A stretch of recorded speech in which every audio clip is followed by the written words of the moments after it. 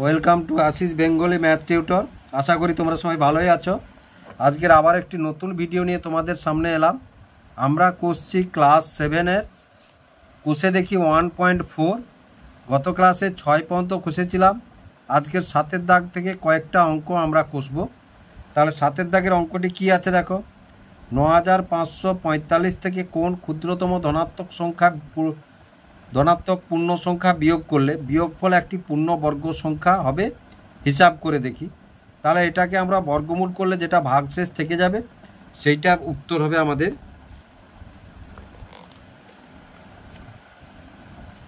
তাহলে দেখো 7-এর দাগ এটা।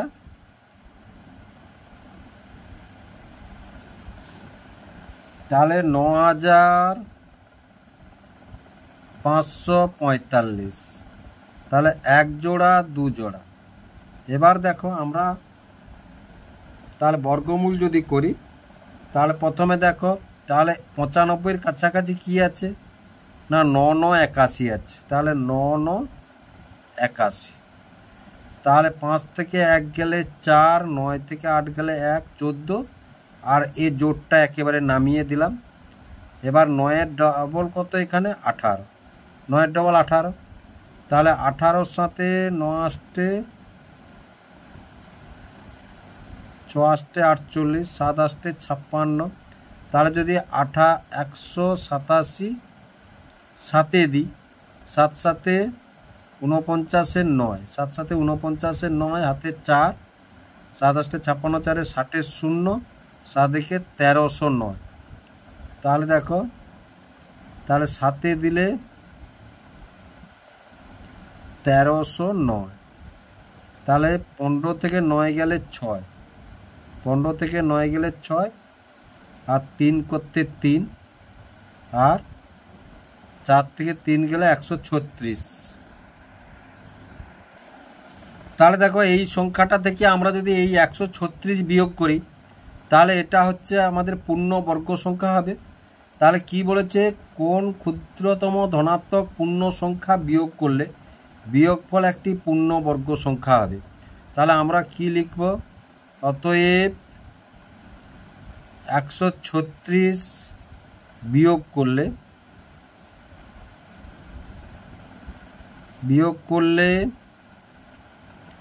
বিয়োগফল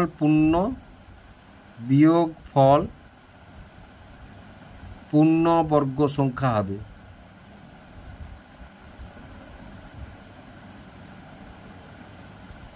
পূর্ণবর্গ সংখ্যা হবে। তাহলে দেখো সংখ্যাটা কত হয় যদি আমরা দেখো, তাহলে 9 সংখ্যাটি, অতএব সংখ্যাটি, এটা লিখতে পারো না লিখতে পারো, তোমাদের তো এটা উত্তর চাইনি। তাহলে 9, 5, 4, 5 বিযুক্ত 1, 3, 6, তাহলে সমান, তাহলে 15 এটা থেকে, তাহলে 15 থেকে 6 গেলে 9, তারপরে 3 3 মিলে গেছে 0, আর 5 থেকে 1 গেলে 4, আর 9, তাহলে এটা সংখ্যাটি হলো।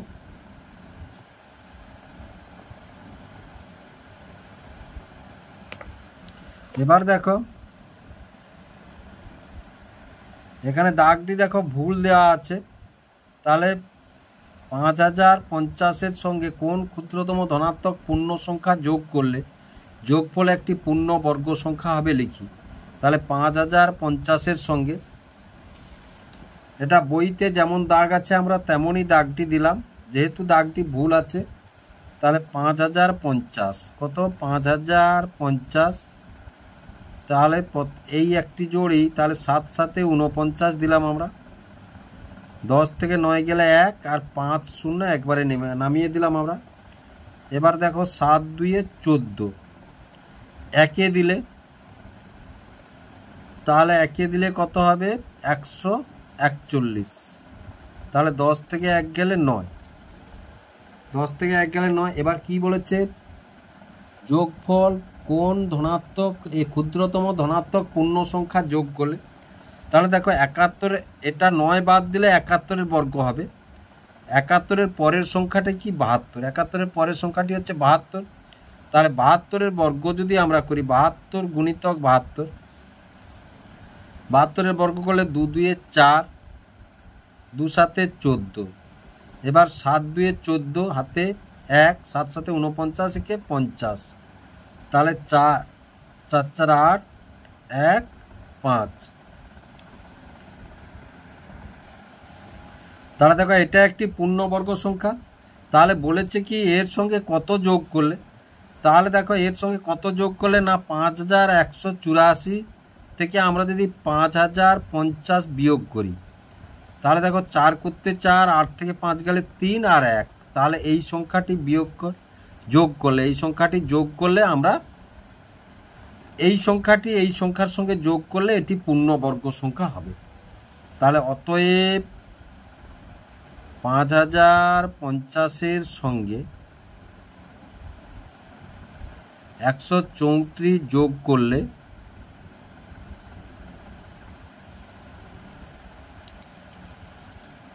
134 যোগ করলে যোগফল পূর্ণবর্গ সংখ্যা হবে।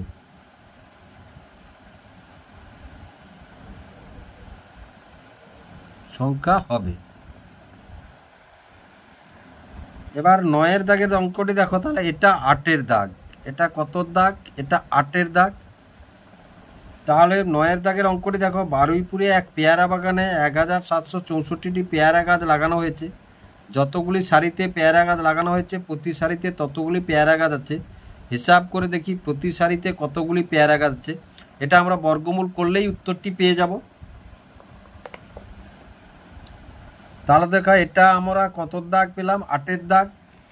এবার এটা কত দাগ, আর এটা 9 দাগ। তাহলে 9 দাগে কি আছে না 1764, 1764। তাহলে আমরা এটাকে বর্গমূল করলেই উত্তরটি পেয়ে যাব। তাহলে দেখো এবার 17-র কাছাকাছি কার বর্গ আছে, 17-র কাছাকাছি 4-এর বর্গ আছে, মানে 4 4 16। তাহলে 7 থেকে 6 গেলে 1 আর 1 6 4। এবার 4-এর ডবল কত 8, বা 4-এর দ্বিগুণ 8। এবার দেখো শেষে 2 আছে, তাহলে 2 কার বর্গে আছে না 2-এর বর্গে আছে 4, শেষে 4 আছে, 2-এর বর্গে আছে 4, আর 8-এর বর্গের শেষে আছে 4। তাহলে আমরা যদি তাহলে দেখো তাহলে 8-এর গায়ে 2 বসিয়ে যদি 2 দিয়ে গুণ করি, 2 2 4, 2 8 16, তাহলে 2 বসালেই হয়ে যাবে। তাহলে 2, তাহলে 164, তাহলে হয়ে গেল। তাহলে বর্গমূল কত পেলাম, বর্গমূল পেলাম আমরা 42। তাহলে এবার আমরা কি লিখবো, তাহলে দেখো অঙ্কটি অতি সহজ। অতএব প্রতি সারিতে কতগুলি পেয়ারা গাছ ছিল, অতএব প্রতি সারিতে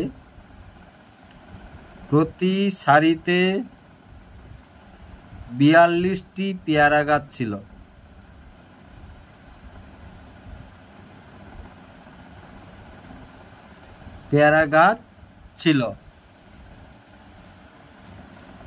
এবার 10-এর দাগের অঙ্কটি দেখো, হোমিওপ্যাথি ওষুধ রাখার বাক্সে 1225টি শিশি রাখার ঘর আছে। ঘরগুলি এমনভাবে সাজানো আছে যে যতগুলি সারি আছে তার প্রতি সারিতে ততগুলি ঘর আছে। হিসাব করে দেখি বাক্সে কতগুলি সারি আছে। তাহলে দেখো এটাও বর্গমূল করলে আমরা এর উত্তরটি পেয়ে যাব। তাহলে 10-এর দাগ আমরা বর্গমূল করলেই উত্তরটি পেয়ে যাব 1 2 2 5। এটা একটু উৎপাদকের সাহায্যে করিয়েছো, এতক্ষণ তো ভাগ প্রক্রিয়া করলাম আমরা। তাহলে শেষে 5 আছে, মানে 5 দিয়ে দাও। তাহলে 5 2 10, 5 4 20, আর 5 5 25। আবার যদি 5-এ দিই, ধরো 5 4 20, 5 লং 45। আবার যদি 7-এ দিই তাহলে 7 7 49। তাহলে 1225-এর যদি আমরা বর্গমূল করি, তাহলে 1225-এর বর্গমূল করলে কি কি পেলাম আমরা, 5 গুণিতক 5 গুণিতক 7 গুণিতক 7। তাহলে প্রতি জোড় থেকে আমরা একটা নেব, তাহলে সমান কত পেলাম, 5 গুণিতক 7 সমান 35। তাহলে শিশিতে হিসাব করে দেখি বাক্সে কতগুলি সারি আছে। তাহলে অতএব বাক্সে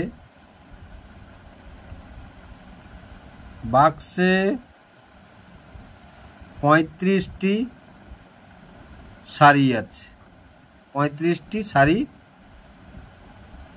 আছে। এবার 11 দাগের অঙ্কটি দেখো, 3টি ধনাত্মক পূর্ণ সংখ্যার প্রথম ও দ্বিতীয়টির গুণফল 24, দ্বিতীয় তৃতীয়টির গুণফল 48 এবং প্রথম ও তৃতীয় গুণফল 32। সংখ্যা তিনটি কি কি তা হিসাব করে দেখি। তাহলে দেখো এটা 11 দাগ। তাহলে দেখো ধরি প্রথম সংখ্যাটি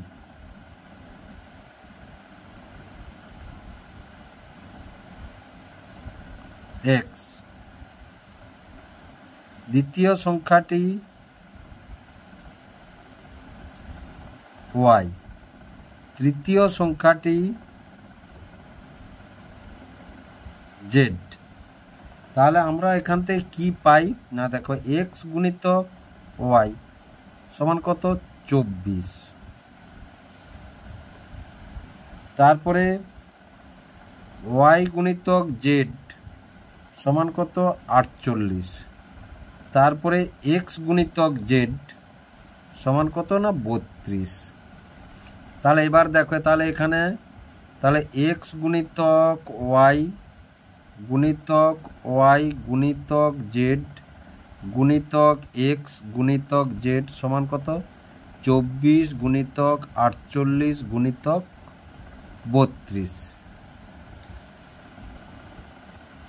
এইবার দেখো এখানটায় তাহলে দুটো x আছে, তাহলে আমরা কি লিখবো x স্কোয়ার ইন্টু দুটো y আছে তাহলে y স্কোয়ার গুণিতক z স্কোয়ার সমান কত, তাহলে 24 গুণিতক 48 গুণিতক 32। তাহলে এক্স ওয়াই জেডের হোল স্কোয়ার সমান এইটা 24 গুণিতক 48 গুণিতক 32 বা এবার দেখো তাহলে এক্স ওয়াই জেড সমান, তাহলে এটা যদি আমরা ভাঙি তাহলে দেখো 2 গুণিতক 2 গুণিতক 2 গুণিতক 3, তাহলে 2 2 4 2 8 3 24, তাহলে 24টা ভেঙে দিলাম। এটা 2 গুণিতক 2 গুণিতক 2 গুণিতক 2, তাহলে 2 2 4 4 2 8 8 2 16 আর 3 48, তাহলে দেখো 32 আছে। এবার 2 গুণিতক 2 গুণিতক 2 গুণিতক 2 গুণিতক 2, তাহলে দেখো 2 2 4 4 2 8 8 2 16 16 2 32। এবার তাহলে দেখো 2 কটি আছে 1 2 3 4 5 6 7 8 9 10 11 12, তাহলে 12টি থেকে আমরা কটি 2 নেব না 6টি নেব। তাহলে 1 2 3 4 5 6টি 2 নিলাম। তারপরে 3 কটি আছে 1 2টি আছে, 2টি থেকে কটি নেব না 3টি নেব। তাহলে দেখো এবার আমাদের তাহলে 2 2 4 4 2 8 8 2 16 16 2 32 32 2 64, তাহলে সমান কত পেলাম না 64 গুণিতক 3। তাহলে বর্গমূলটি গুণ করব না, আর গুণ করব না। এবার দেখো তাহলে প্রথম সংখ্যাটি কত ধরেছি আমরা x, তাহলে x সমান দেখো যেখানে x নেই কোনখানে নেই এখানে, তাহলে 64 গুণিতক 3 বাই 48, তাহলে দেখো 8 6 48 8 8 64। এবার দেখো 3 2 6 আর 2 4 8, তাহলে সমান কত 4। তাহলে প্রথম সংখ্যাটি কত পেলাম 4 পেলাম। এবার দেখো দ্বিতীয় সংখ্যাটি সমান কত y, তাহলে y সমান y কোন ঘরে নেই এই ঘরে নেই, তাহলে 64 গুণিতক 3 বাই কত 32, তাহলে দেখো 32 2 64 সমান কত 2 3 6। তারপরে তৃতীয় সংখ্যাটি কত না z, তাহলে z সমান তাহলে 64 গুণিতক 3 কোনটাই নেই এটাই নেই, তাহলে 24, তাহলে দেখো 3 আসতে 24 আর 8 আসতে 64 সমান কত 8।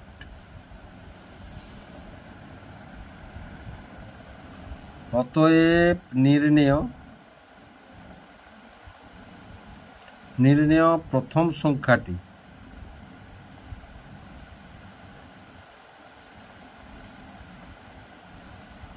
চার, দ্বিতীয় সংখ্যাটি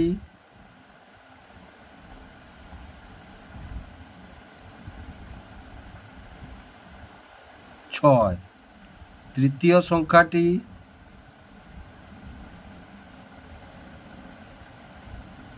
8। এবার 12 দাগের অঙ্কটি দেখো, শিবাজি সংঘের ক্লাবে যতজন সদস্য আছে প্রত্যেকে সদস্য সংখ্যার 5 গুণ টাকা চাঁদা দিয়েছেন, তাহলে মোট 5,15,205 টাকা চাঁদা উঠেছে। হিসাব করে দেখি ক্লাবের সদস্য সংখ্যা কত। তাহলে 5 গুণ টাকা দিয়েছে। তাহলে দেখো এটাকে 5 দিয়ে ভাগ করার পরে যদি বর্গমূল করি আমরা উত্তরটি পেয়ে যাব। তাহলে এটা কত দাগ? এটা 12 দাগ। তাহলে 5,1,5,2,0,5 একে কত দিয়ে ভাগ করব আমরা? 5 দিয়ে ভাগ করব। তাহলে 5 দিয়ে ভাগ করলে 5 একে 5। এবার 15 নামলো, দুটো নামলো, এখানে একটা শূন্য। এবার 5 3 15। আবার দেখো দুটো নামলো, এখানে একটা শূন্য হলো। তাহলে 5 4 20। আবার একটি 5 নামলো, 5 একে 5।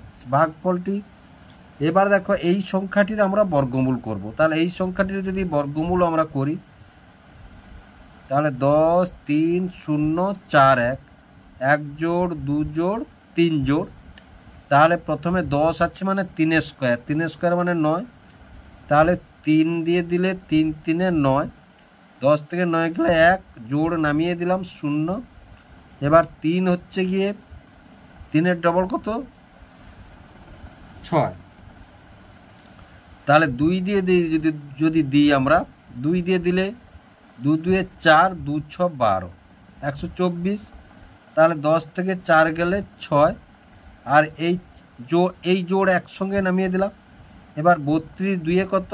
না 32 2 64, 32 2 64 পেলাম আমরা। এই 32-এর ডবল 64। এবার কতই দিলে হবে? শেষে 1 আছে, তাহলে 1 স্কোয়ারে 1 আছে, আর 9 স্কোয়ারে 81-র 1 আছে। তাহলে এবার 1 দেবো আমরা। তাহলে 641 একে 641। তাহলে দেখো আমরা বর্গমূল কত পেলাম? 321। তাহলে দেখো অতএব ওই ক্লাবটির নাম কি বলেছে? শিবাজি সংঘের।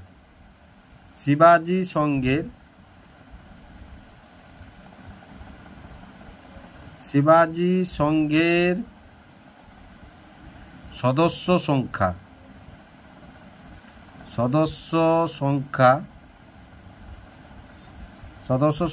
321 জন। 321 জন। এবার 13 অঙ্কটি দেখো, দার্জিলিংয়ের এক বাগানে মালিক মোট 1080টি কমলালেবু পেড়েছেন। সেই কমলালেবু কতগুলি ঝুড়ি এনে তার প্রতিটিতে ঝুড়ির সংখ্যার সমান কমলালেবু রাখতে গিয়ে দেখেন 9টা কমলালেবু কম পড়েছে। তিনি কতগুলি ঝুড়ি এনেছেন হিসাব করে দেখি। তাহলে 9টি কমলালেবু কম পড়েছে। তাহলে এর সঙ্গে যদি আমরা 9 যোগ করে বর্গমূল করি তাহলে উত্তরটি আমরা পেয়ে যাব। তাহলে এটা 13 দাগ। তাহলে কি বলেছে? 9টি কমলালেবু কম পড়েছে। তাহলে দেখো 1080 যুক্ত 9, তাহলে 9 8 0 1। এইবার এটাকে যদি আমরা বর্গমূল করি তাহলে আমরা ঝুড়ির সংখ্যা পেয়ে যাব। তাহলে 1089। তাহলে 1 জোড় 2 জোড়। তাহলে প্রথমে 10-এর কাছাকাছি কার বর্গ আছে? 3-এর বর্গ। তাহলে 3 3 9। তাহলে 10 থেকে 9 গেলে 1, আর এই জোড় একসঙ্গে বর্গমূলে জোড় একসঙ্গে নামবে। এই 3 2 গুণ হয়ে এখানে আসবে। এবার দেখো 189। তাহলে 9 কিসে আছে? 3 3 9 আছে। তাহলে হ্যাঁ 3-এ চলে যাবে। দেখো 3 বসিয়ে 3 দিয়ে গুণ করব। 3 3 9, 3 6 18 হয়ে গেছে। তাহলে 3, তাহলে কত পেলাম আমরা? 189 পেলাম। তাহলে অতএব ঝুড়ির সংখ্যা কতগুলি ঝুড়ি এনেছিলেন? অতএব তিনি 33টি ঝুড়ি এনেছিল। 33টি ঝুড়ি এনেছিল।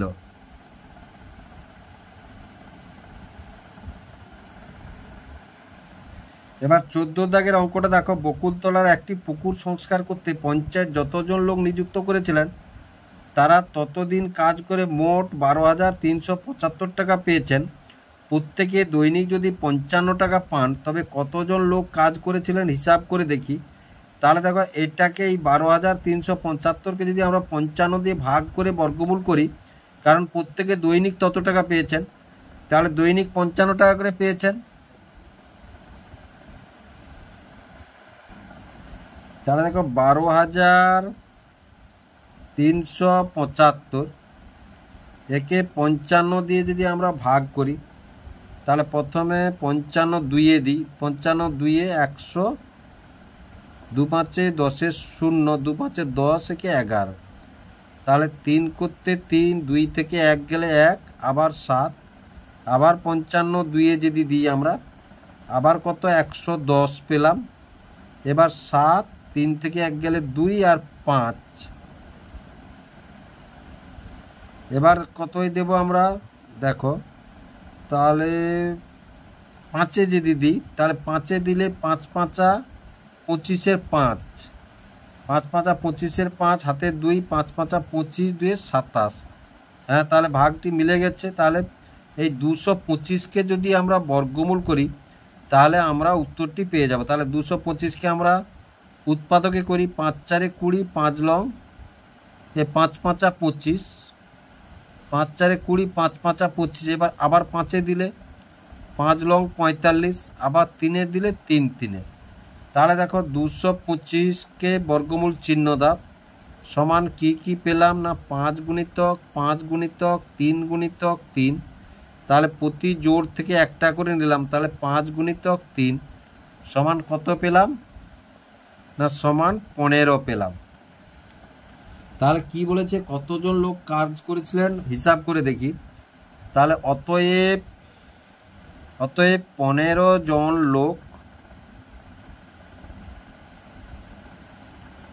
কাজ করেছিল, 15 জন লোক কাজ করেছিল। এবার 15-র দাগে কি অঙ্কটি আছে দেখো, 4 অঙ্কের কোন বৃহত্তম পূর্ণ বর্গ সংখ্যা 12, 18, 30 দ্বারা বিভাজ্য হিসাব করে দেখি। তাহলে বৃহত্তম পূর্ণ বর্গ সংখ্যা 12, 18, 30 দ্বারা বিভাজ্য, তাহলে এদের লসাগু করি এসো। তাহলে 15-র দাগ, তাহলে 12, 18 এবং 30 যদি লসাগু করি দেখো, তাহলে 2-এ দিলে 2 6 12, 2 লং 18, 2 একে 2 5। এবার যদি 3-এ দিই দেখো, 3 3-এ 3 2-এ 3 3-এ 3 5। তাহলে অতএব নির্ণেয় লসাগু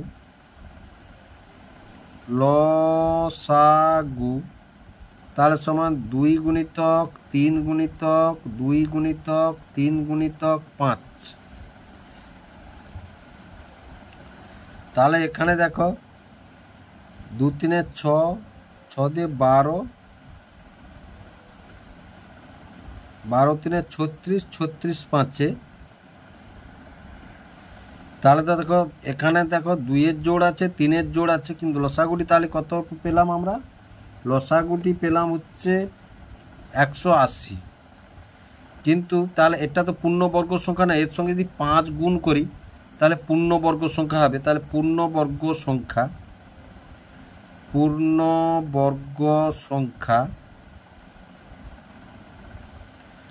তাহলে 180 গুণিতক 5 সমান কত 900।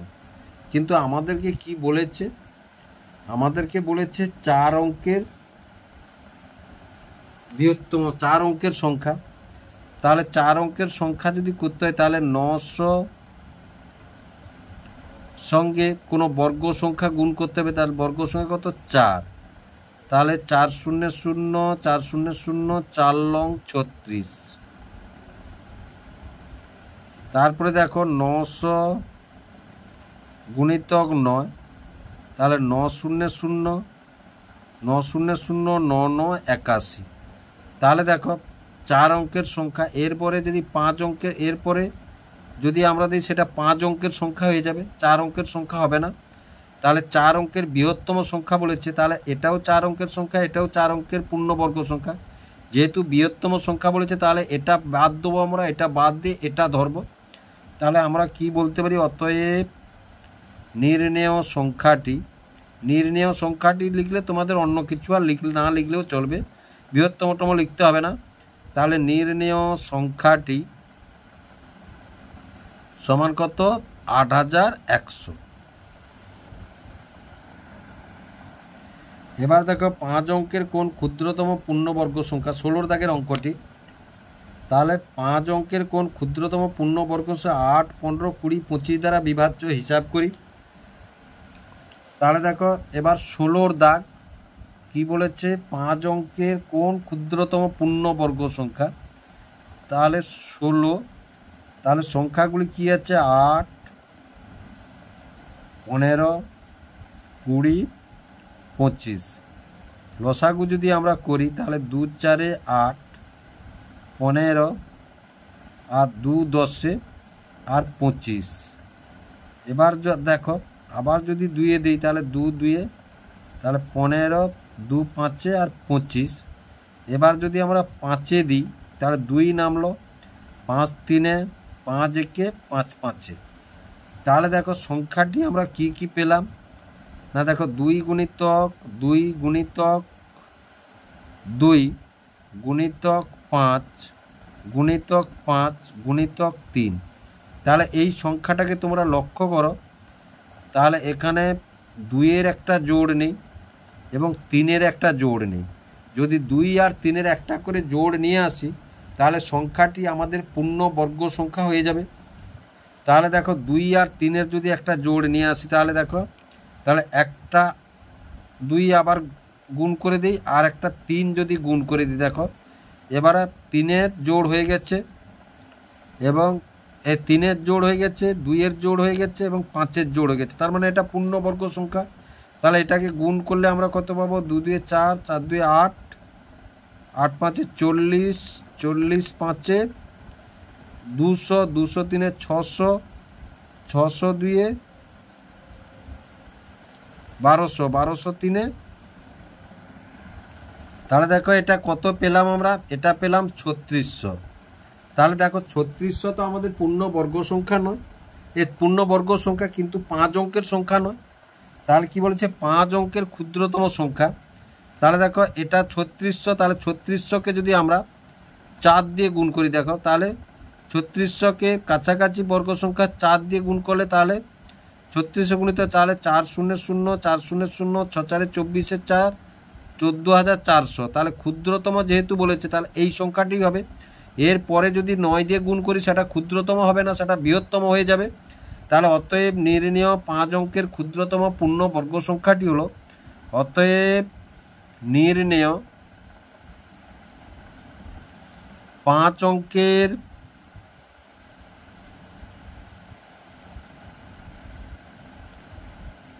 ক্ষুদ্রতম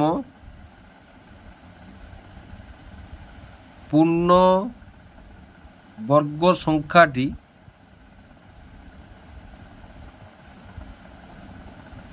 14400। 14400। তাহলে আশা করি অঙ্কগুলি তোমরা বুঝতে পারলে কিভাবে অঙ্কগুলি হলো।